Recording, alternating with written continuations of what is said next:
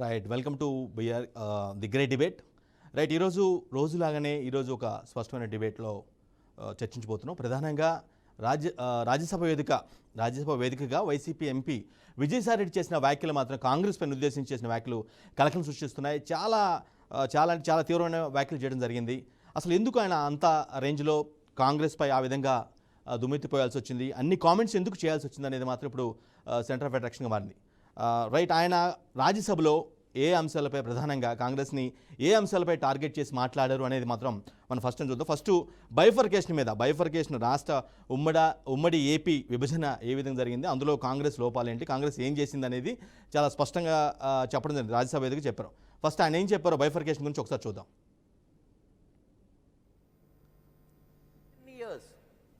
Full 10 years, the whole decade to create Telangana in a rational, they could have done it in a more rational and scientific manner. The bifurcation could have been more scientific and more rational. They have not done that. Why they have not done that? They wanted to take only electoral benefit. Their real intention is not to benefit the people of Andhra Pradesh or not to benefit the people of Telangana. It is only for their electoral benefits. They have done it and they are suffering, sir. Sir, they could have constituted, I'm telling you, you could have constituted second state reorganization committee for this purpose. They have not done that for reorganization to ensure that bifurcation is done in a more planned manner. They have not done that. Sir, the Congress party has been sleeping for one decade, one full 10 years. Why did Congress party choose a shortcut method for bifurcation? Just in 10 days before the notification of 2014 elections, they have taken the shortcut method and they have completed the process. UPA 1, they got 37, and UPA 2, they got 33. That is the contribution. Because of AP composite AP, they have come to power in UPA 1 as well as UPA 2. However, in 2014, sir, since their chances, they have realized, they have completely misruled the state, composite state of Andhra Pradesh. And they have realized that they are not going to come to power. At least they thought by bifurcating the state, they could come to power in Telangana and at least leaving behind Andhra Pradesh. That was their idea, and the bifurcation of state to generate favorable electoral result in Telangana. The people of Telangana also have taught a lesson to them. That's a different issue, sir. The Congress was the main villain. They are the villains. Congress was the main villain in this entire episode of special category status and also bifurcation. They took the division of the state and the people merely to serve their own political motives, ambition to come to power in Telangana. Sir, I would like to say one thing, sir. Non-Congress governments have created, whenever they have created new states, it is only Congress specific, sir. Like Chhattisgarh, Jharkhand, Uttarakhand, all these states have been bifurcated and carved out from the main other states in a most peaceful and scientific manner, which they have not done. They couldn't do it. Why? Because of their ulterior motives. Then evil intentions to stay back in power by whatever means. Right, చాలా స్పష్టంగా విజయసాయిరెడ్డి కాంగ్రెస్ని target చేస్తూ చేసిన వ్యాఖ్యలు మనం చూసాం. And ప్రధానంగా 10 దశాబ్ద కాలం పాటు కాంగ్రెస్ నిద్రపోతూ ఉందని, అదేవిధంగా ప్రత్యేక హోదా, అదేవిధంగా విభజన విషయంలో కాంగ్రెస్ మెయిన్ విలన్ అని చెప్తున్నారు. కేవలం పొలిటికల్ బెనిఫిట్స్ కోసమే, రాజకీయ ప్రయోజనాల కోసమే రాష్ట్రాన్ని అనైతికంగా విభజించారని, ప్రాపర్గా సపరేట్ చేయలేదని ఆయన స్పష్టంగా చెప్తున్న పరిస్థితి కనిపిస్తుంది. ఏదైతే తెలంగాణలో కూడా అధికారంలో ఆ విధంగా చేస్తే, అంటే 10 ఏళ్ల పాటు ఆల్మోస్ట్ నిద్రపోయి తెలంగాణలో 2014 అధికారంలోకి రావచ్చు అనే ఒక భావంతో విభజన చేశారు తప్పించి, వాళ్ళ పొలిటికల్ బెనిఫిట్స్ చూశారు తప్పించి ఎటువంటి ప్రయోజనాలు చూడలేదు అని విజయసాయిరెడ్డి చెప్తున్నారు. ఇంకో కామెంట్స్ కూడా చేయడం జరిగింది. ఆయన కాంగ్రెస్ సిచ్యువేషన్ ఏంటి రైట్ నౌ, 2014 నుంచి ఇప్పటివరకు, అంతకుముందు ఎలా ఉంది సిచ్యువేషన్ ఏంటి అని, వాటి మీద కూడా ప్రస్తుతం కాంగ్రెస్ పొజిషన్ ఏంటి అనే విషయంపై కూడా చాలా స్పష్టమైన కామెంట్స్ చేయడం జరిగింది. ఆయన కాంగ్రెస్ పొజిషన్ గురించి ఏమన్నారు చూద్దాం ఒకసారి. Less than nota. See the percentage what they have got in Andhra Pradesh. percentage of votes polled to the Congress party in 2019 elections in Andhra Pradesh by Congress party is less than Nota votes. Shame, shame. The Congress party, which has ruled the state, which has ruled the country for so many decades, has got less number of votes they have polled when compared to the even less than Nota votes, sir. Sir, even at the national level. So leave about Andhra Pradesh. It is only one state. I'll come to the national level. Sir, at the national level, the downfall of Congress party is very clear. Sir, very visible.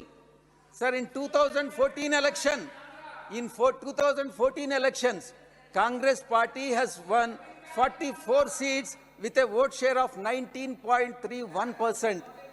19.31%, they have won 44 seats. This is the worst ever performance of the Congress party, Dhokabaz party, in the general elections. Sir, in धोखेबाज ये 2000, सारे शब्द parliamentary हैं नहीं, it will be examined, sir. please. Sir, in 2019 elections, 5 more minutes are there, 4 more minutes are there. 2019 elections, Congress party has won 52 seats. From 44, they have slightly gone up to 2052, 44 to 52, with a vote share of 19.46%. 19.46%. Sir, even their own allies, India, they call it India, INDIA. Their own, Please India. speak to the chair. even their own allies of Congress party are saying that Congress will not even get 40 seats in 2024. The next elections, which are going to be held in April 2024. Sir, last year, the cephalogist, I'm not an astrologer. माननीय V Vijay Sai Reddy ji, Last year, their beloved leader, Rahul Gandhi ji, lost in Amedi. This time, he will lose from wherever he contests.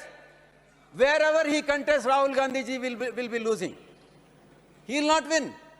He will not be able to become a parliamentarian. please. Sir, whether it is Andhra, Kerala or anywhere in the country, let him contest. He will not be able to win. But in 2029, sir, Madam, please, India, very important for you, very important. In 2029, sir, in 2029, India will be Congress Mukt Bharat. That is the status. The status of Congress party will change from grand old party to grand extinct party. Right అది చాలా కీన్గా టార్గెటెడ్గా Vijayasai Reddy comment చేయడం జరిగింది. ప్రధానంగా ఆయన చేసిన కామెంట్స్లో 2019లో నోటా కంటే తక్కువ ఓట్లు వచ్చాయని కాంగ్రెస్కి, at the same time Rahul ఎక్కడ పోటీ చేసినా ఓడిపోతారు. లాస్ట్ టైం అమేధిలో ఓడిపోయారు. ఈసారి దేశంలో నుంచి ఎక్కడి నుంచి పోటీ చేసినా కూడా ఓడిపోతారు. 2029 కల్లా అసలు కాంగ్రెస్ ఛాయలు ఉండవని, ఇండియా కూటమి తరపున ఈ కమింగ్ ఎలక్షన్స్లో ఇండియా కూటమి తరపున కలిసి పోటీ చేసినప్పుడు కూడా కాంగ్రెస్కి 40 సీట్ల కంటే మించి రావని చాలా కీలకమైన పాయింట్స్ చేశారు. లాస్ట్ పాయింట్ ఒకటి, ఇంకొక పాయింట్ కూడా మెన్షన్ చేయడం జరిగింది. ఆయన కాంగ్రెస్ సిచ్యువేషన్తో పాటుగా ఎలా ఉండబోతుంది, భవిష్యత్తు ఎలా ఉండబోతుందని కూడా ఇంకో మాట కూడా చెప్పడం జరిగింది. అదొకసారి చూద్దాం. India has prolonged period of backwardness. Whenever these 50 years, whenever they are in power, and we have seen the prolonged backwardness. Sir, very important, sir. Very important. This slogan has to be remembered by the Congress party, and they have to put it on their party walls on the party, sir, in the party. There is no doubt in anyone's mind that India grows only when Congress sleeps. India grows only when Congress sleeps. I am repeating it, sir. India grows only when Congress sleeps. Sir, the people of Andhra Pradesh, once again I am telling, will never forgive the Congress party. The Congress party has gone into the history in Andhra Pradesh, sir. Thank you.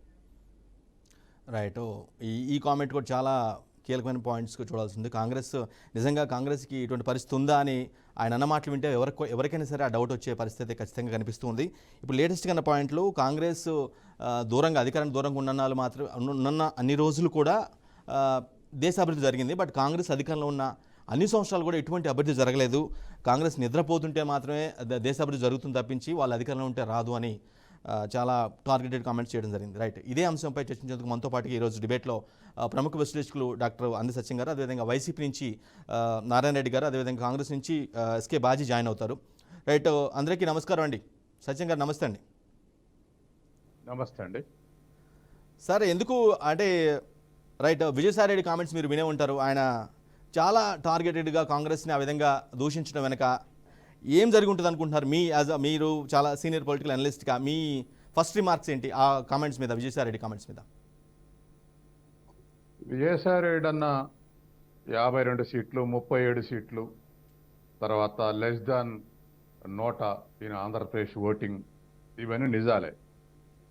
అయితే విజయసాయి రెడ్డికి ఎంత కోపం ఎందుకు వచ్చింది, వైసీపీకి ఎందుకు కోపం వచ్చిందంటే, ఆంధ్రప్రదేశ్ పాలిటిక్స్లో షర్మిలను ఎంట్రీ చేయటం, కాంగ్రెస్ తీసుకొచ్చి కావాలని పిసిసి అధ్యక్షురాలు చేయటం అనేది ఈ కోపానికి కారణం. కాబట్టి కాంగ్రెస్ విభజించింది, బీజేపీ సపోర్ట్ చేసిందని ఆంధ్రప్రదేశ్లో 2 పార్టీలు చాలా చిన్న పార్టీలు అయినాయి, అవి 2 కూడా. అయితే ఇప్పుడు షర్మిలను ప్రవేశపెట్టి 5%, 10%, 15% ఓట్లు జీలిస్తే వైసీపీకి అది దెబ్బ. కాబట్టి కాంగ్రెస్ ఇమేజ్ని దెబ్బ కొడితే ఆంధ్రప్రదేశ్లో కాంగ్రెస్ ఓటింగ్ చీలకుండా ఉంటే వైసీపీ నిలబడుతుంది.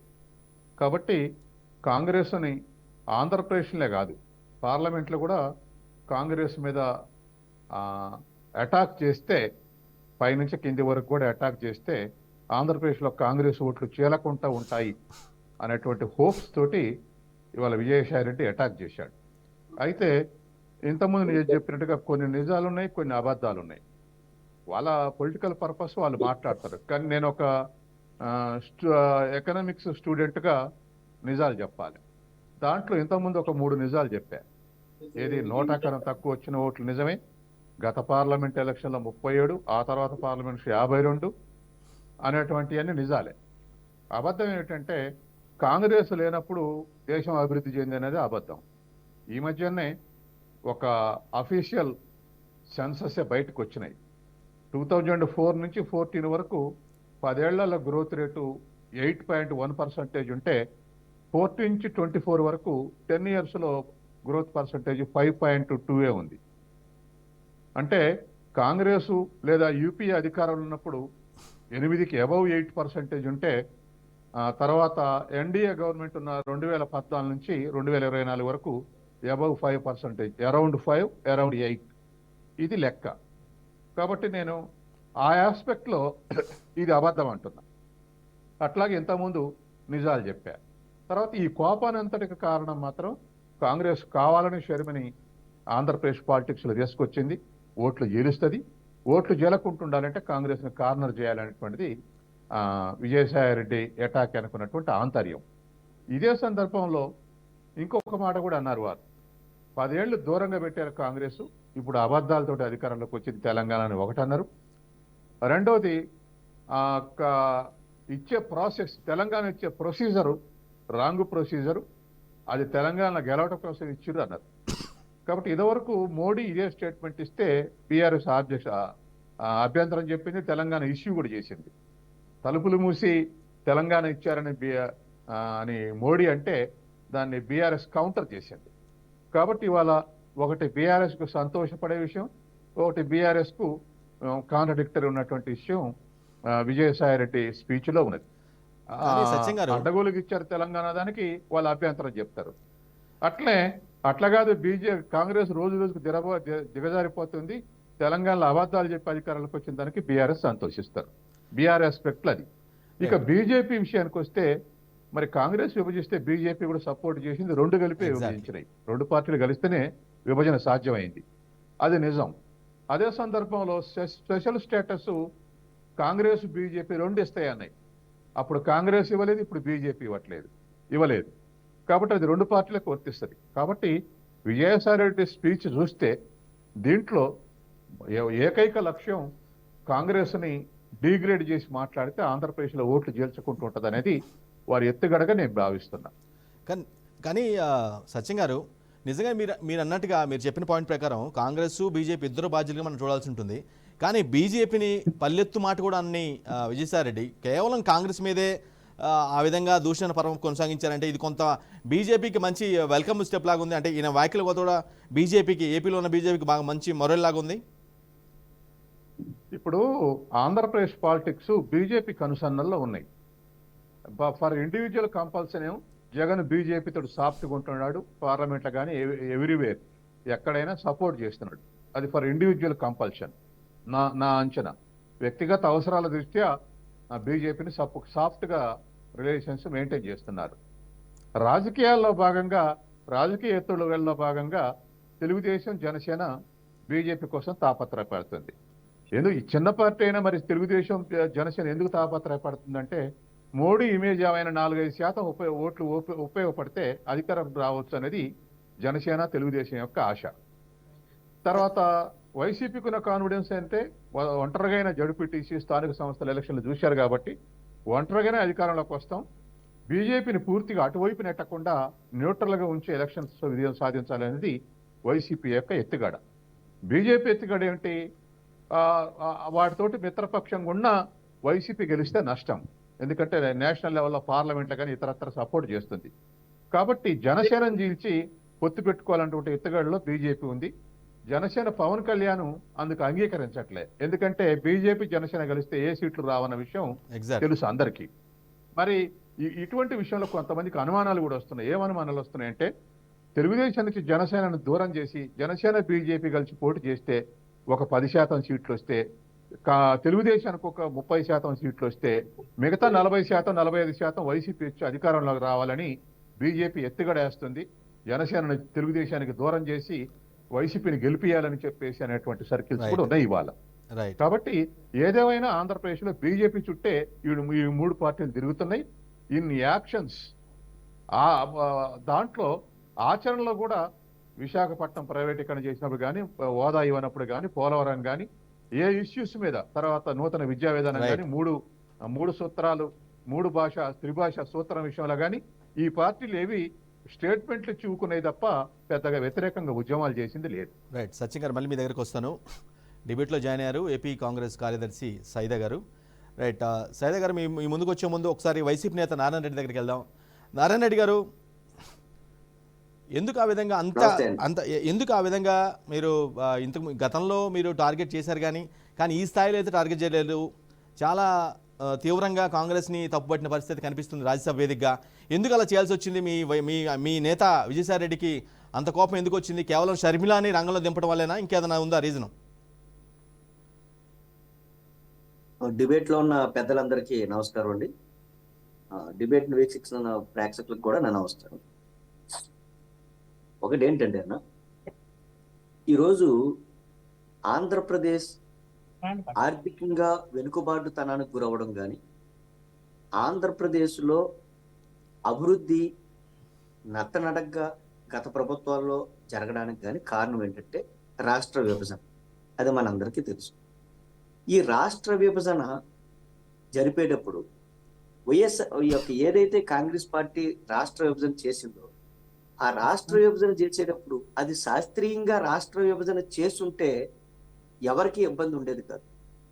ఇందాక రాజ్యసభలో మాట్లాడుతూ గౌరవ విజయసాయిరెడ్డి గారు కూడా జార్ఖండ్ గురించి కానీ, ఉత్తరాఖండ్ గురించి కానీ, ఛత్తీస్గఢ్ గురించి కానీ మాట్లాడారు. అలా మాట్లాడినప్పుడు, ఎందుకంటే 2001లో బీజేపీ ప్రభుత్వం ఆ రాష్ట్రాల విభజన జరిగినప్పుడు ఆ రాష్ట్రాలను ఒక శాస్త్రీయమైన పద్ధతిలో, శాస్త్రీయమైన కోణంలో ఆ విభజన చేయడం జరిగింది. ఇప్పుడు ఆంధ్రప్రదేశ్ వరకు వచ్చేటప్పటికి ఏ రోజైతే రాజశేఖర్ రెడ్డి గారు చనిపోయారో, రాజశేఖర్ రెడ్డి గారు చనిపోయిన తర్వాత రాజశేఖర్ రెడ్డి గారి కుమారుడైన జగన్మోహన్ రెడ్డి గారు ఎప్పుడైతే ఓదార్పు యాత్ర చేస్తానన్నారో, ఆ చేస్తానన్నప్పుడు ఏదైతే శ్వేతహంకారంతో ఉన్న మాజీ ఏంటంటే మన కాంగ్రెస్ పార్టీ అధ్యక్షురాలు సోనియా గాంధీ గారు ఈయన మీద కక్ష సాధింపు చర్యలు చేయడం జరిగింది. ఒక విషయం గుర్తుపెట్టుకోవాలి, 2004 కానీ.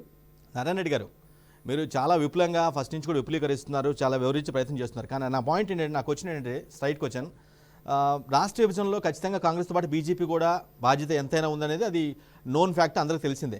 కానీ బీజేపీని పల్లెత్తు మాట అనని విజయసాయి రెడ్డి గారు కేవలం కాంగ్రెస్ మీద ఆ స్థాయిలో విమర్శలు చేయడానికి కారణం, దానికి సమాధానం చెప్పండి. మీరు బీజేపీ మీరు ఒక లైన్లోనే ఉన్నారనుకోవాలా? ఒకటి,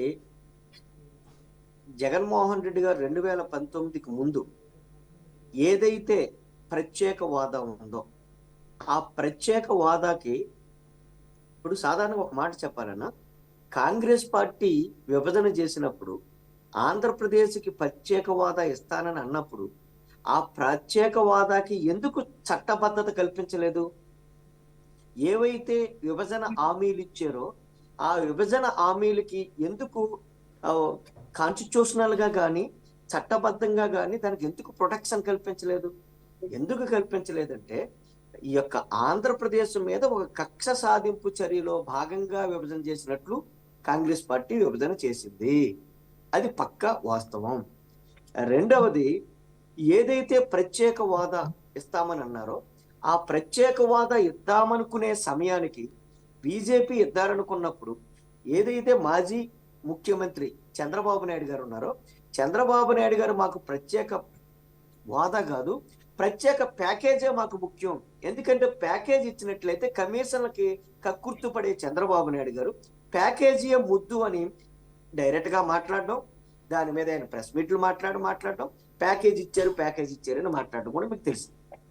అలాంటి సమయంలో కూడా వంచనపై గర్జన అనే ఒక ప్రోగ్రాం పెట్టి జగన్మోహన్ రెడ్డి గారు ఢిల్లీ నుంచి గల్లీ వరకు కూడా ప్రత్యేక హోదా ఆవశ్యకత గురించి ఎలుగెత్తి చెప్పడం.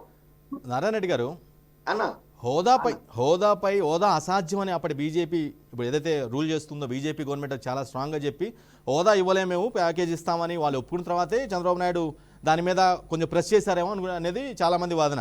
అంతేగాని మాకు హోదా వద్దు ప్యాకేజ్ ఇవ్వండి అని ఏమైనా ఫోర్స్ఫుల్గా అడిగిన సందర్భం అయితే కాదు కదా. ఖచ్చితంగా ఆ రోజుని బీజేపీ ప్రభుత్వంతో ఎలియన్స్ లో భాగంగా చంద్రబాబు నాయుడు గారు బీజేపీలో ఎలియన్స్ లో భాగంగా ఉన్నారు. అలాగే ఎవరైతే పవన్ కళ్యాణ్ గారు ఉన్నారో పవన్ కళ్యాణ్ కూడా ఆ యొక్క బీజేపీతో చంద్రబాబు నాయుడు గారితో ఎలియన్స్ లో భాగస్వామిగా ఉన్నారు. ఆ రోజున వీళ్ళ ప్రెజర్ ఇస్తే ఎందుకు ప్రత్యేక వాదా ఎవరండి? వీళ్ళకి ప్రత్యేక వాదా కంటే కూడా ప్రత్యేక ప్యాకేజ్ ఇస్తే వీళ్ళ వ్యక్తిగత ప్రయోజనాలు ఫుల్ఫిల్ అవుతాయి. రాష్ట్ర ప్రయోజనాల కంటే కూడా వ్యక్తిగత ప్రయోజనాలు ముఖ్యం చంద్రబాబు నాయుడు గారికి. కాబట్టి ఖచ్చితంగా ప్రత్యేక వాదాను తొంగలోకి తొక్కింది మాత్రం 100% చంద్రబాబు నాయుడు గారే. ఇక ఈ రోజుని మా యొక్క ఎవరైతే విజయసాయి రెడ్డి గారు రాజ్యసభలో మాట్లాడిన మాటల గురించి మాట్లాడినప్పుడు ఇది వాస్తవం కాదా చెప్పండి? కుటుంబాలను చీల్చే ఈ పద్ధతి అంతా కూడా చంద్రబాబు నాయుడు గారి గైడెన్స్ లో కాంగ్రెస్ పార్టీ చేస్తూ ఉంది. ఎందుకంటే డిబేట్ కొనసాగుతుంది. డిబేట్ లో జాయిన్ అయ్యారు సైదా ఏపీ కాంగ్రెస్ కార్యదర్శి రైట్ సత్యం గారు. రైట్, మీరు ఇందాక చాలా వ్యాలిడ్ పాయింట్ తీసుకొచ్చారు. అన్ని బీజేపీ కన్సర్న్లోనే జరుగుతున్నాయి అని చాలా స్పష్టమైనటువంటి, నిజంగా వాళ్ళిద్దరి మధ్య ఇంటర్నల్ ప్యాక్ట్ ఉందంటారా? ఇంటర్నల్గా ఒప్పందం ఉంది కాబట్టి ఈ విధంగా ఇటువంటి పరిణామాలు జరుగుతున్నాయి అనుకుంటున్నారా? బీజేపీ ఇంటర్నల్ ఒప్పందం ఏం చేసుకోదండి. బీజేపీ ఎక్కడైనా ఏ రాష్ట్రమైనా మిగతా పార్టీల లెక్కనే తన స్వప్రయోజనం చూసుకుంటుంది. ముందు తను బలపడటం చూసుకుంటుంది. తను బలపడినప్పుడు తను సపోర్ట్ చేసే పార్టీ ఉండాలని కోరుకుంటుంది. అలా కాని పక్షంలో తనకు అపోజిషన్ ఏది ఉందో దాన్ని డిస్మెంటిల్ చేయాలని చూస్తుంది. ప్రాంతీయ పార్టీలు వీక్గా ఉంటే వాటిని గలిపేసుకుంటుంది. అది ఇప్పుడున్నటువంటి పరిస్థితుల్లోనే అన్ని రాష్ట్రాలకు విస్తరించాలనేటువంటి ఒక వ్యూహంలో భాగంగా అనుసరిస్తుంది. గతంలో మనం గనక చూస్తే అస్సాంలో పొత్తు పెట్టుకున్నటువంటి ఏజీపీ కనుమరుగైపోయింది. ఉత్తరప్రదేశ్లో పొత్తు పెట్టుకున్నటువంటి బీఎస్పీ కనుమరుగైపోయింది. గోవాలో పొత్తు పెట్టుకున్నటువంటి గోవంతక్ పార్టీ కనుమరుగైపోయింది. ఇట్లా ప్రాంతీయ పార్టీలు వీగున్న చోటల్లో బీజేపీతో మెర్జ్ అవుతున్నాయి. కాబట్టి వాళ్ళ పార్టీని విస్తరించుకోవాలి, ఇంకోళ్ళ మీద ఆధారపడద్దు అనేది ఒకటి. రెండోది, బేసిక్గా వాళ్ళు సిద్ధాంత పరంగానే ప్రాంతీయ పార్టీలు దేశానికి అడ్డంకిగా మారినాయి. అందుకని అసలు ప్రాంతీయ పార్టీలని స్మార్ట్ చేయాలన్నటువంటి వైఖరితో ఉన్నారు. తాత్కాలికంగా ఎవరితోటైనా ఫ్రెండ్షిప్ ఉండొచ్చు, లేదా తాత్కాలికంగా సౌమ్యంగా ఉండొచ్చు. అవసరాల రీత్యా. కానీ వాళ్ళ ఒరిజినల్ థాట్ ప్రాంతీయ పార్టీలు దేశ భవిష్యత్తుకు గొడ్డలు పెట్టు, తర్వాత ఈ Right. కన్సెషన్స్ ఇవన్నీ కూడా తాయిలాలన్నీ కూడా ప్రాంతీయ సచిన్ పార్టీలు గారు. ముందుండిస్తున్నాయి సచిన్ గారు అనేది వాళ్ళ అంచనా. సచిన్ గారు, దేశవ్యాప్తంగా బీజేపీ పరిస్థితి ఏ విధంగా ఉన్నా సరే ఇతర రాష్ట్రాల్లో ప్రాంతీయ పార్టీలతో ఒప్పందం పెట్టుకుందా లేదంటే అలయన్స్లో ఉందని పక్కన పెట్టినట్టే, బట్ ఏపీలో మాత్రం ఖచ్చితంగా ఒక డిఫికల్ట్ సిచ్యువేషన్ అని చెప్పుకోవచ్చేమో. ఎందుకంటే టీడీపీ జనసేనకి బీజేపీ అవసరం ఉన్నా లేకపోయినా బీజేపీకి మాత్రం తప్పనిసరిగా ఇలా అలయన్స్ కావాలేమో, ఎందుకంటే వాళ్ళు సర్వైవ్ అవ్వాలంటే. ఇప్పుడు కాదండి, చంద్రబాబు నాయుడు జనసేన బీజేపీని కోరుకుంటుంది, కానీ బీజేపీకి నమ్మకం కలగట్లే. వాళ్ళు ఇద్దరితో కలిస్తే కూడా అధికారంలోకి వస్తా రాదని వాళ్ళకు రిపోర్ట్స్ ఉన్నాయి. బీజేపీకి సొంత సర్వే సంస్థలు ఉన్నాయి, తర్వాత సెంట్రల్ ఏజెన్సీస్ పంపే రిపోర్ట్స్ ఉన్నాయి. మన తెలంగాణలో సెంట్రల్ ఏజెన్సీస్ పంపే రిపోర్ట్స్ ప్రకారం కాంగ్రెస్ కన్నా చిన్న పార్టీ కాబోతుంది బీఆర్ఎస్ అనేది వాళ్ళకు ఇన్ఫర్మేషన్ ఉంది. అట్లా ఇక్కడ కూడా ఆంధ్రప్రదేశ్లో ఎవరు గెలుస్తారో ఎవరికి ఎక్కువ ఎడుచుంది అనేది వాళ్ళకు సర్వే సంస్థల నుంచి రిపోర్ట్ ఉంది, సెంట్రల్ ఏజెన్సీస్ నుంచి రిపోర్ట్స్ ఉన్నాయి. కాబట్టే అబ్సల్యూట్గా వచ్చి వైసీపీని కాదని జనసేన టీడీపీ తోటి పొత్తు పెట్టుకోవట్లేదు. ఏ వైఖరి అనుసరిస్తే లాభం అనేటువంటి దగ్గరే ఉంది. అయితే అక్కడ ఒక వైరుధ్యం ఉంది. లోకల్ బీజేపీ, రాష్ట్ర బీజేపీ నాయకులందరికేమో టీడీపీ తోటి పొత్తు పెట్టుకోవాలని ఉంది. సీఎం రమేష్ కానీ, సుజనా చౌదరి కానీ, పురంధేశ్వరర్ కానీ ఇటువంటి వాళ్ళందరికీ తెలుగుదేశం జనతా పొత్తు పెట్టుకుని వైసీపీని ఓడించాలని ఉంది.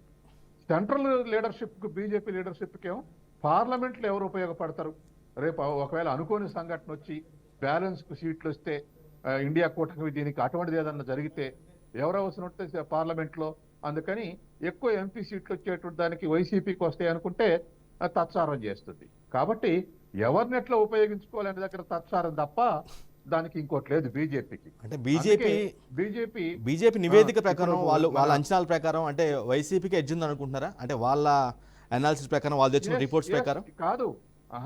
ఇప్పుడు చంద్రబాబు నాయుడు అరెస్ట్ చేసేంత వరకు వైసీపీకి ఎడ్జ్ ఉంది నిజం. చంద్రబాబుని అరెస్ట్ చేసేంత వరకు, చంద్రబాబుని అరెస్ట్ చేసిన తర్వాత కొంత సానుభూతి వచ్చింది. అప్పుడు చేసిన సర్వేలు నియరెస్ట్ రైవల్ టీడీపీ జనసేనే ఉందని చెప్పేసి సర్వేలు చెప్పాయి. తర్వాత దానికి ఇండికేషన్ ఏమిటంటే 175కు 170 వస్తాయన్న జగను దరిదాపు 70-75 మందిని సీట్లు మారుస్తా ఉన్నారు. అప్సల్లి కూడా ఉంటే అట్లా మారవడు, ఎందుకంటే మీరు ఓడిపోయే అవకాశం ఉంది అంటేనే మారుస్తున్నాడు. కాబట్టి ఈ రీత్యా చూస్తే నియరెస్ట్ రైవల్గా తయారవుతుంది. కాబట్టే ఇవాళ ఇప్పటివరకు అబ్సల్యూట్గా వైసీపీ ఉంది కాబట్టి బీజేపీ ముందుకు రాలేదు తెలుగుదేశంతో పొత్తుకు. ఇప్పుడు ఈక్వల్ ఫోర్సెస్కి వస్తుంది, వీళ్ళిద్దరితో కలిసి వైసీపీని వాడగొట్టచ్చు అనుకుంటే జనసేనతోటి తెలుగుదేశంతో పొత్తు పెట్టుకునే అవకాశం ఉంది. Hello, make you point Sachin గారు చెప్పండి. అందుకని ఆ విధమైనటువంటి బ్యాలెన్స్ ఇవాళ బీజేపీ చూస్తా ఉంది. తర్వాత అదే ఆపర్చునిటీ స్టాండ్ తోటి రాష్ట్రంలో ఉన్నటువంటి ప్రతిపక్షాలు కూడా బీజేపీ జోలికి వెళ్ళటం లేదు. వాళ్ళకి మేలు చేస్తుందని తెలిసి కూడా, ఉదాహరణకు విశాఖపట్నం ఉక్కు ఫ్యాక్టరీకి వ్యతిరేకంగా సెంటిమెంట్ని రెచ్చగొట్టి చాలా బలపడవచ్చు ఇలా ఏ పార్టీ అయినా, కానీ కొంత దూరం పోయినాక అది బీజేపీ వ్యతిరేక ఉద్యమం టర్న్ అవుద్ది. అందుకని బీజేపీ వ్యతిరేకంగా వ్యవహరించాల్సి వస్తుందని సానుభూతి స్టేట్మెంట్లు ఇచ్చి వెనక్కి మళ్ళాయి అన్ని 3 పార్టీలు కూడా. మేము అక్కడ పోయి చెప్పాం, ఇక్కడ పోయి చెప్పాం, మాటలే తప్ప ఆచరణ లేదు. ఇప్పుడు ఆచరణ విశాఖపట్నం దగ్గర కార్మిక సంఘాలు లేకపోతే వామపక్షాలు సస్టైన్ చేస్తున్నాయి, మిగతా వాళ్ళు సానుభూతి ప్రకటించి వచ్చారు. అట్లాగే ప్రత్యేక హోదా విషయంలో కూడా సమ్ ఎక్స్టెంట్ దూరం పోయారు. వెనక్కు చంద్రబాబు నాయుడు కావాలని పట్టుపట్టాడు, ఇది సాధ్యం కాదని తెలుసుకున్నాడు, స్పెషల్ ప్యాకేజీకి వచ్చాడు. దాని మీద వైఎస్ జగన్ స్కోర్ చేశాడు పోయిన అసెంబ్లీ ఎన్నికల్లో. చంద్రబాబు నాయుడు బీజేపీతో కుమ్మక్కై స్పెషల్ ప్యాకేజ్ ఒప్పుకున్నాడు. నేను అధికారంలోకి వస్తే వచ్చి తీరుతా, ఏది ప్రత్యేక హోదా తెచ్చి తీరుతా అని స్టేట్మెంట్ ఇస్తేనే ఆయన మీద స్కోర్ చేయగలిగాడు. ఇప్పుడు ఇవాళ విజయసాయి రెడ్డి ప్రసంగంలో కూడా ప్రత్యేక హోదాని మళ్ళీ చర్చకు తీసుకొచ్చాడు. అంటే ప్రత్యేక హోదా నేను నెల రోజుల డిబేట్ లో చెప్తున్నా, మళ్ళీ ఎలక్షన్ల విషయం కూడా ప్రత్యేక హోదాని సచిన్ గారు మీరు ఇందాక మెన్షన్ చేశారు ఇన్ఛార్జీల మార్పు ఈ విధంగా మారుస్తున్నారు, ఆయనకి ఆ డౌట్ వచ్చే ఎట్టి పరిస్థితుల్లో పెద్ద మొత్తంలో అంటే ఎక్కువ సీట్లు గెలవాలనే కాన్ఫిడెన్స్ అంటే ఆ లక్ష్యంతోనే ఈ విధంగా మారుస్తున్నారని. కానీ ఒక ప్రాంతం నుంచి ఇంకో ప్రాంతాన్ని పంపించిన మాత్రాన వాళ్ళు యాక్సెప్ట్ చేసే పరిస్థితి ఉందా? గ్రౌండ్ లెవెల్లో ఈ క్యాండిడేట్ని కాదని, ఎందుకంటే వాళ్ళు ఆల్రెడీ జనాలతో ఆ సిట్టింగ్లు మమైకమై ఉంటారు, బాగా ఇంటరాక్ట్ అయి ఉండొచ్చు. కానీ వాళ్ళని తీసుకెళ్లి వేరే చోట పెట్టడం వల్ల అంత త్వరగా ప్రజలతో కనెక్ట్ అయ్యే అవకాశం ఉందంటారు? అసలు అటువంటి విజయాలు సాధ్యమేనా? అంటే అంటే వైసీపీ ఎక్స్పెక్టేషన్ ఏమిటంటే రాష్ట్ర ప్రభుత్వం పనితీరు బాగుంది, జగన్ పనితీరు బాగుంది, జగన్ మీద సానుభూతి ఉంది. ఈ క్యాండిడేట్లు అసంతృప్తుల క్యాండిడేట్లు ముఖం పడితే ఇది ఉపయోగపడదు. రాష్ట్ర ప్రభుత్వం యొక్క పర్ఫార్మెన్స్ కానీ జగన్ మీద సానుభూతి కానీ ఇవేవి ఉపయోగపడవు. సిట్టింగ్ ఎమ్మెల్యే ఉంటే మారిస్తే రాష్ట్ర ప్రభుత్వం జగన్ యొక్క పర్ఫార్మెన్స్ చూసి ఓట్లేస్తారు. ఎమ్మెల్యే ముఖం చూస్తే అవి పడవు. తెలంగాణలో 25-30 సీట్లు అలా జరిగిందని వాళ్ళకు ఒక అంచనా ఉంది. ఆ అంచనాతోటే మారుస్తున్నారు. అంటే రూలింగ్ గవర్నమెంట్లో ఏదైతే లీడ్ చేస్తుందో, ప్రభుత్వం ఏదైతే లీడ్ చేస్తుందో ఆ ప్రభుత్వం అలా మేము కాన్ఫిడెన్స్గా ఉన్నాము, మా మీద నమ్మకం ఉందని అనుకోవచ్చు. కానీ but at the same time ప్రజల్లో అటువంటి ఫీలింగ్ ఉంటేనే కదా ఈ మార్పులు, వాళ్ళు అనుకున్న లక్ష్యాలు మొత్తం నెరవేరేది. ఖచ్చితంగా అండి. ఇవాళ ఖచ్చితంగా యాన్నైనా ఏదో ఒక గవర్నమెంట్ తప్ప యాంటీ ఇన్కంబెన్స్ ఉంటుంది జనరల్గా. మనకు కర్ణాటక ఎగ్జాంపుల్, తెలంగాణ ఎగ్జాంపుల్. తర్వాత ఇది ఎందుకు ఉంటుందంటే ముఖ్యమంత్రి మంత్రులు చేసిన తప్పులే కాదు, ఎమ్మెల్యేలు చేసిన తప్పులు ఉంటుంది.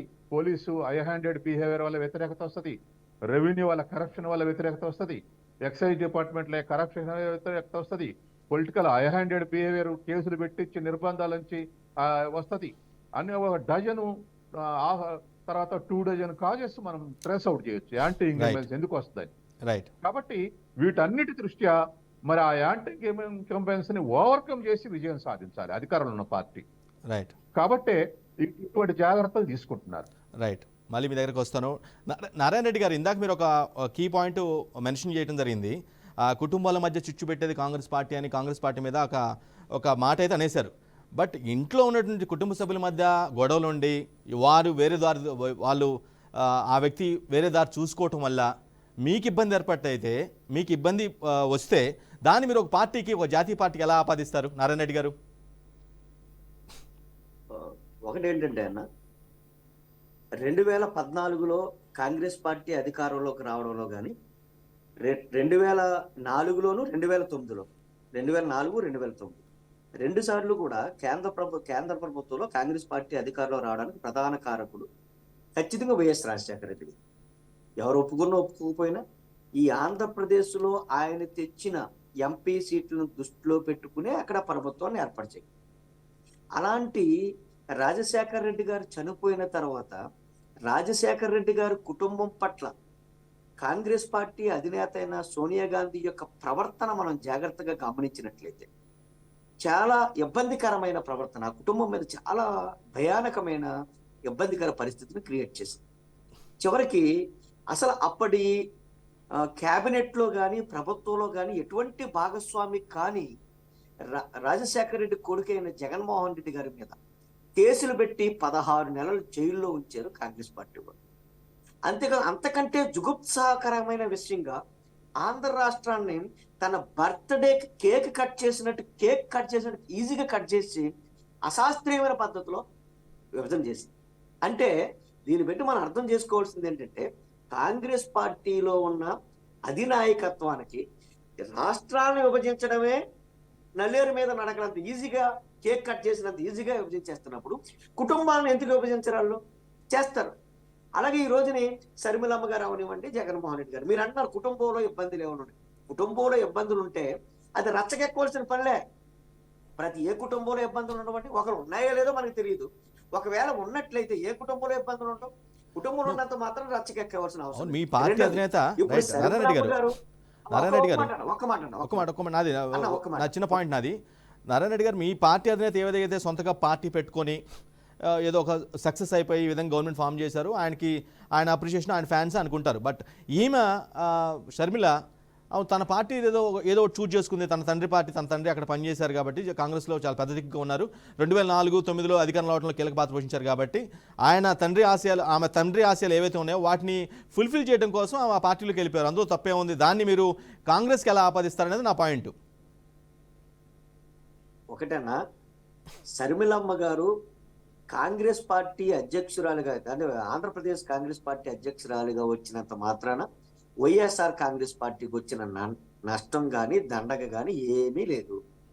షర్మిలమ్మ గారు కాంగ్రెస్ పార్టీ తరపున వస్తే కాస్తో కోస్తో నష్టం ఏమన్నా జరిగితే అది ప్రతిపక్షాలకు జరిగింది తప్ప మనకి జరగదు. ఎందుకంటే ఇందాక సత్యం గారు చెప్పినట్టు కాస్తో కోస్తో ఎంత గొప్ప పరిపాలన చేసినా సరే ప్రభుత్వం మీద ఏ కొద్దిపాటి చిన్న చిన్న వ్యతిరేకత ఉండొచ్చు. అలాంటి వ్యతిరేకకరమైన ఓటుని చేర్చడానికి ఉపయోగపడుతుంది తప్ప షర్మిలమ్మ మా వైఎస్ఆర్ కాంగ్రెస్ పార్టీ యొక్క క్యాడర్ను కానీ, వైఎస్ఆర్ కాంగ్రెస్ పార్టీ యొక్క అభిమానులు కానీ, వైఎస్ఆర్ కాంగ్రెస్ పార్టీకి ఓటేయాలని నిర్ణయించుకున్న ఎవరైతే బీసీ, ఎస్సీ, మైనారిటీ, ఎస్టీ, మహిళలు, రైతులు ఉన్నారో, అగ్రకులాల్లో పేదవారు ఉన్నారో, వాళ్ళ నుంచి ఒక్క ఓటు కూడా కాంగ్రెస్ పార్టీ పట్టుకెళ్ళలేదు. ఎందుకంటే ఇందాక గౌరవ విజయసాయి రెడ్డి గారు రాజ్యసభలో మాట్లాడిన మాటలు చూసినట్లయితే 100 కంటే తక్కువ ఓట్లు వచ్చాయన్నారు. ఇప్పుడు 100 కంటే తక్కువ ఓట్లు కాదు, షర్మిలమ్మ ప్రదేశ్ కాంగ్రెస్ కమిటీకి చైర్మన్ అయినా, అధ్యక్షురాలైనా 100కు వచ్చిన దాంట్లో సగం ఓట్లు కూడా కాంగ్రెస్ రావు.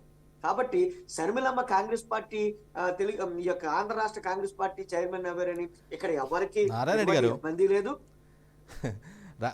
రక్తం పంచుకున్న అన్నతో విభేదించి పార్టీ పక్కన పెట్టి కొన్ని విషయాలు ఆమె ప్రతి ప్రెస్ మీట్ కానీ లేదంటే పార్టీ నేతలతో కోఆర్డినేటర్ల సమావేశంలో కొంచెం చాలా కీలకమైన వ్యాఖ్యలు ఈ మధ్య రీసెంట్ టైంలో మనం చూసాం. ఒక అన్న గురించి సొంత చెల్లి కంటే ఎవరు బాగా చెప్తారు? మీరు డిప్లొమాటిక్గా ఆన్సర్ చెప్తున్నారు తప్పించి ఫ్యాక్ట్స్ ఒప్పుకోవట్లేదేమో అనిపిస్తుంది నాకు. అన్న ఒక మాట చెప్తానన్నా, ఇప్పుడు వైఎస్ఆర్ కాంగ్రెస్ పార్టీలో నిన్నటి వరకు ఎమ్మెల్యేగా పనిచేసిన వ్యక్తి జగన్మోహన్ రెడ్డి గారిని రాముడు, సూర్యుడు, వీరుడు అంటాడు. అదే వ్యక్తి ఓడిపోతాడని ఒక జగన్మోహన్ రెడ్డి గారికి అనుమానం వచ్చో, లేకపోతే సర్వేలో అతడికి సరి అయిన రిజల్ట్ లేదో, లేకపోతే ప్రజలతో మమేకం అవడంలో ఆ ఎమ్మెల్యే సరిగా లేడో, లేకపోతే ప్రజా వ్యతిరేకత విపరీతంగా ఉంది అని అతన్ని సీటు మార్చినట్లయితే మరుక్షణం వేరే పార్టీకి వెళ్ళి ఇక జగన్మోహన్ రెడ్డి పనికి మారుడు అని మాట్లాడుతున్నాడు. సేమ్ అంతే. షర్మిలమ్మ మనిషి కాదా? షర్మిలమ్మ గారికి బయట వ్యక్తి చెప్పేదానికి కుటుంబంలో సభ్యులు చెప్పేదానికి తేడా ఉంటుంది కదండి. బయట వ్యక్తి చెప్పడం వేరు, కుటుంబంలో చాలా కాలం పాటు ట్రావెల్ అయ్యి కలిసి పుట్టారు, కలిసి పెరిగారు, ఇన్నాళ్ళు వరకు వచ్చారు. కాబట్టి ఈ మధ్య అంటే రీసెంట్ టైమ్స్లో వాళ్ళకి ఒక 4 సంవత్సరాల క్రితం గ్యాప్స్ వచ్చి విభేదాలు వచ్చి బయటకు రావడం జరిగింది. కానీ బట్ అది ఫ్యాక్ట్స్ కాకుండా పోతే బయట వ్యక్తి చెప్పిన విషయం వేరు, సొంత చెల్లి చెప్పిన విషయం వేరు కదా, అది ఇంపాక్ట్ చూపిస్తుంది కదా. షర్మిలమ్మ గారి గురించి ఈ రోజు వరకు కూడా జగన్మోహన్ రెడ్డి గారు ఒక్క మాట కూడా మాట్లాడలేదు.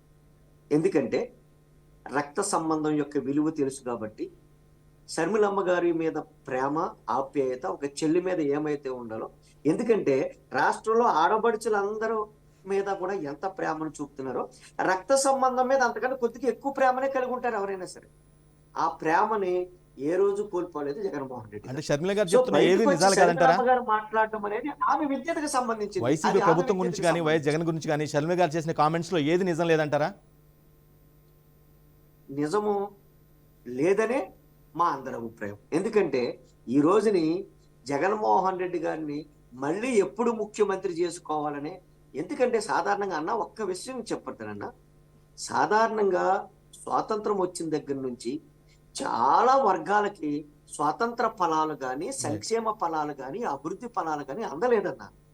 ఈ సంక్షేమం కోసం, అభివృద్ధి కోసం కొద్ది మంది నాయకుల చుట్టూ గింగిరాలు తిరిగే పరిస్థితి ఉండేదన్న కొన్ని వర్గాలకి.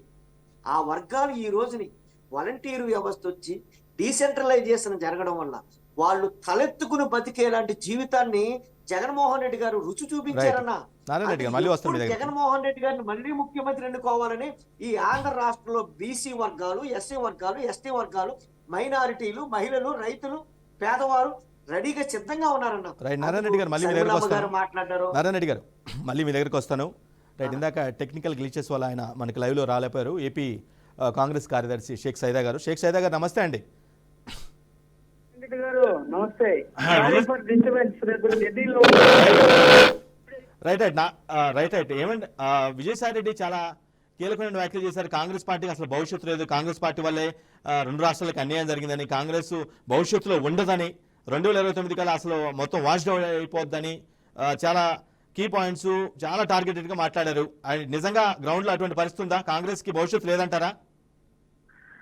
ఒకటి అయినటువంటి పెద్దలు నారాయణ రెడ్డి గారు, అలాగే సత్యం గారికి మీకు నమస్కారం సార్, శుభరాత్రి. ఈ రోజు నిజంగా విజయసాయి రెడ్డి గారు కాంగ్రెస్ పైనటువంటి ఆక్రోశాన్ని మొత్తం రాజ్యసభ వేదికగా ఎల్లగట్టడం చాలా దుర్మార్గమైనటువంటి విషయం. ఎందుకంటే కాంగ్రెస్ పార్టీ ద్వారానే ఈ రోజు విజయసాయి రెడ్డి గారు కానివ్వండి, జగన్మోహన్ రెడ్డి గారు కానివ్వండి, జగన్మోహన్ రెడ్డి కుటుంబం కానివ్వండి, కాంగ్రెస్ ద్వారా లబ్ధి పొంది పదవులు తల్లిపాలు దాగి రొమ్ము గుద్దిన చందంగా మరి వాళ్ళు విషయం వచ్చి మాట్లాడుతున్నారంటే ఇంతకంటే దుర్మార్గం లేదు. విజయసాయి రెడ్డి కాదు, విషం సాయి రెడ్డిగా మరి ఆయన యొక్క నిజ స్వరూపాన్ని నిరూపించుకున్నటువంటి పరిస్థితి మనం చూస్తా ఉన్నాం. ఇంతకంటే దుర్మార్గం ఎంతో ఉంది. విజయసాయి రెడ్డి గారు అట్లా మాట్లాడటం సమంజసమేనా? అసలు రాజ్యసభ వేదికగా ఈ విషయాలు మాట్లాడాల్సిన అవసరం ఏముంది? నీకు చేతనైతే దమ్ము ఉంటే బీజేపీ గురించి మాట్లాడు, నిన్ను రాష్ట్రాన్ని రక్షిస్తారు. నువ్వు ఆంధ్రప్రదేశ్ కి అన్యాయం చేసినటువంటి బీజేపీని, మోడీని విమర్శించి మాట్లాడు, నీ గొప్పతనం ఏందో తెలిసిద్ది. అంతేగాని ఈ రోజు కాంగ్రెస్ పార్టీని షర్మిలమ్మని టార్గెట్ చేస్తూ కాంగ్రెస్ పార్టీ రాష్ట్రాన్ని నాశనం చేసింది, దేశాన్ని నాశనం చేసిందని చెప్పి దగులుబాజీ మాటలు మాట్లాడటం విజయసాయి రెడ్డి గారికి తగదు, వైఎస్ఆర్సీపీకి తగదని చెప్పి చాలా క్లియర్ గా చెప్తా ఉన్నాం. మేము ఒక్కటే చెప్తా ఉన్నాం, ఈ రోజు షర్మిలమ్మ గారు కాంగ్రెస్ పార్టీ రాకతో కంగుదిని వైసీపీ వాళ్ళు మతి భ్రమించి మాట్లాడుతున్నారు. వెంకట గారు, ఇది వాస్తవం. ఈ రాష్ట్ర ప్రజలు, ఈ దేశ ప్రజలంతా గమనిస్తా ఉన్నారు.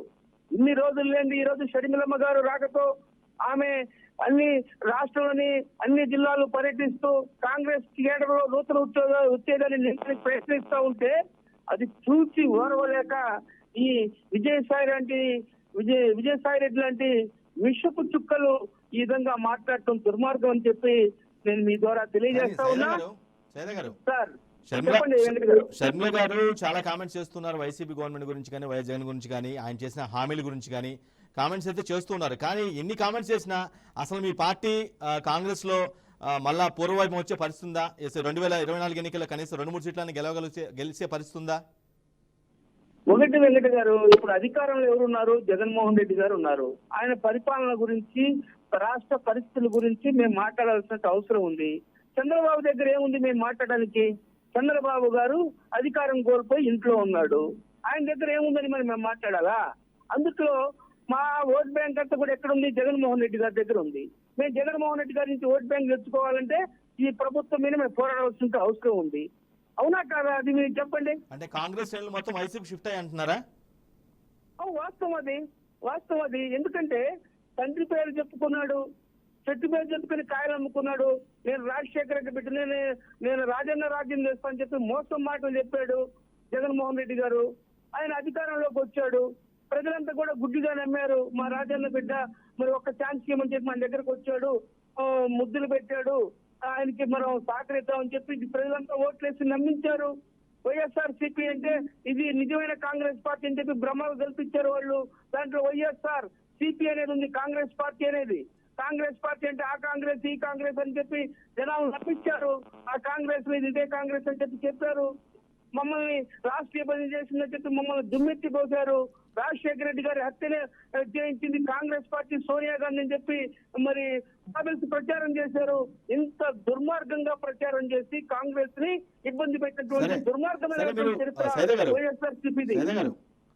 మీరు సీట్లు సాధించలేకపోయినా సరే వైసీపీ విజయావకాశాలను గండికొట్టే పరిస్థితి ఉంటుందా కనీసం? అంటే మీ మీ మీ కొత్తగా మీ పార్టీ చీఫ్ వచ్చారు కాబట్టి స్ట్రాంగ్ కామెంట్స్ చేస్తున్నారు, గవర్నమెంట్ బాగా విమర్శిస్తున్నారు కాబట్టి కనీసం వాళ్ళ విజయావకాశం, వైసీపీ విజయావకాశాలను గండికొట్టే అవకాశం అయినా ఉందా? అలా అనుకుంటున్నారా మీరు అసలు? అంటే ఒకటండి, ఎందుకంటే మాకు తెలుగుదేశం శత్రువు ఎంతో జగన్మోహన్ రెడ్డి కూడా మా పార్టీకి శత్రువే. మేము ప్రజాభిమిష్టాన్ని అనుగుణంగా మేము వెళ్లే వాళ్ళమే. వాళ్ళు గెలిస్తే వీళ్ళు గెలిస్తే మాకేం లాభం ఏముందంటే మేము గెలవాలా, పార్టీ మేము గెలవాలా, లేకపోతే ఈ రాష్ట్రంలో ఒక గణనీయమైనటువంటి శక్తిగా మేము ఎదగాల్సినటువంటి పరిస్థితి ఉంది. కాబట్టి మా ప్రయత్నం మేము చేస్తాం తప్ప ఎన్ని సీట్లు వస్తాయా, ఏం జరిగిద్దా చూడాలా. ఇప్పటికే అనేక మంది వైసీపీ సంబంధించినటువంటి శాసనసభ్యులు కానివ్వండి, తెలుగుదేశంలో ఉన్నటువంటి కొంతమంది వ్యక్తులు కానివ్వండి కాంగ్రెస్ పార్టీలో రావడానికి సిద్ధంగా ఉన్నారు. ఇప్పటికే చర్చలు జరుగుతూ ఉన్నాయి. త్వరలోనే మీరు వాస్తవాలు చూడబోతారు. ఈ రాష్ట్రంలో గణనీయమైనటువంటి రేపు 2024 ఎన్నికల్లో ఒక శక్తిగా కింగ్ లేదా కింగ్ మేకర్ అయ్యేటువంటి పరిస్థితులు మాత్రం వాస్తవంగా ఉన్నాయి. ఇది మాత్రం వాస్తవం. థ్యాంక్ యూ సైదా గారు, thank you for the time. And Sachin గారు, షర్మిల చాలా కాంట్రవర్షియల్ కామెంట్స్ కావచ్చు, లేదంటేనేమో పొలిటికల్ కామెంట్స్, చాలా సివియర్ పొలిటికల్ కామెంట్స్ కావచ్చు, ఇవన్నీ కూడా గత కొన్ని రోజులుగా చేస్తున్నారు ఎప్పుడైతే ఆమె ఏపీసీసీ చీఫ్గా బాధ్యతలు తీసుకున్నప్పటి నుంచి. కానీ ఇంపాక్ట్ వచ్చే ఎన్నికల్లో వైసీపీపై ఉండే అవకాశం ఉందంటారా? ఎందుకంటే చాలా సొంత చెల్లి కాబట్టి ఆమె మాటల్లో ప్రజలు నమ్మి ఏదైనా జరిగే అవకాశం ఉందంటారా ఓట్లు చీల్చడానికి? ఇప్పుడు అట్లా ఒక మాటల ద్వారానే కాకుండా వాళ్ళు కాంగ్రెస్ ఒంటరిగా కాకుండా దేశవ్యాప్తంగా ఇండియా కూటమి ఉంది కాబట్టి ఇండియా కూటమిగా పోయే అవకాశం ఉంది. బీజేపీ, జనసేన, తెలుగుదేశం ఒక ఫ్రంట్గా పోతే, వైసీపీ ఒక ఫ్రంట్గా పోతే, వామపక్షాలకు కాంగ్రెస్కు రాష్ట్ర వ్యాప్తంగా నెట్వర్క్ ఉంది. ఓట్లు ఎంతవరకు అట్రాక్ట్ చేస్తుంది షర్మిల అనేది ఒక పాయింట్. రెండవది, బలమైన నాయకులు మిగతా పార్టీల్లో టికెట్ లేకట్నో, లేదా తిరస్కరించనో, లేదా టికెట్ మారిస్తే ఇష్టం లేనటువంటి వాళ్ళు కొంతమంది చేరే అవకాశం ఉంది. అది ఇప్పుడే ఇంకా టికెట్ల అనౌన్స్మెంట్ కాలేదు కాబట్టి వాళ్ళు ఇంకా రాలేదు. కాబట్టి అటువంటి బలమైనటువంటి వాళ్ళు 25-30 మంది ఈ వామపక్షాలు కాంగ్రెస్ కలిసి ఉండే ఫ్రంట్ తోటి కలిస్తే కొంత ఇన్ఫ్లుయెన్స్ చేసే అవకాశం ఉంది. రాష్ట్ర వ్యాప్తంగా 175 నియోజకవర్గాలు కాదు కానీ 50-100 ఆనాటి డెవలప్మెంట్. ఇప్పుడే మనం ఎవరికి ఇన్ని సీట్లు వస్తే ఎంత శాతం చేరుస్తుందని చెప్పలేం, ఎందుకంటే ఇంకా చాలా రోజులు. ఒక వారం ముందర చేసే సర్వేనే కరెక్ట్గా సైంటిఫిక్ ఉంటుంది. మిగతా అన్ని కూడా అదేదో ఆస్ట్రాలజర్ చెప్పినట్టు ఉంటుంది. కాబట్టి వాళ్ళు ఏ మేరకు కలిసి వర్క్ చేస్తారు, ఏ మేరకు తెలుగుదేశం, కాంగ్రెస్, వైసీపీలో టికెట్ రానటువంటి వాళ్ళు వచ్చి చేరతారు, ఏ మేరకు రాష్ట్ర ప్రభుత్వం అంటే ఇష్టం లేనటువంటి వాళ్ళు చేరతారు, ఇటువంటి వాళ్ళని బట్టి ఆ శక్తిని మనం అంచనా వేసుకోవచ్చు. కానీ 10 ఏళ్ళుగా తెలంగాణలో 10 ఏళ్ళుగా క్రియాశీలకంగా లేని పార్టీ, అంటే అంతగా ఇంపాక్ట్ చూపించిన పార్టీ 2014లో ఒక బొత్స మినహాయించి ఎవరికి కూడా డిపాజిట్లు వచ్చిన పరిస్థితి లేవు. ఒక బొత్స తప్పించి 2014 ఎలక్షన్స్ అప్పుడు. ఆ తర్వాత మళ్ళీ 2019 ఎలక్షన్స్లో కూడా అసలు ఎవరికి డిపాజిట్లు రాలేదు కాంగ్రెస్ నుంచి. అంత డెడ్ పార్టీగా ఉన్నటువంటి కాంగ్రెస్లో షర్మిల రాకతో కొంత ఉత్సాహం వచ్చేసి వైసీపీకి ఇంపాక్ట్ చూపించే పరిస్థితి ఉందంటారా? అంటే 10 ఏళ్ల కింద రాష్ట్ర విభజన చేసినప్పుడు ప్రజలు ఒక తీరుగుంది, నాయకులు కానీ ప్రజలు కానీ.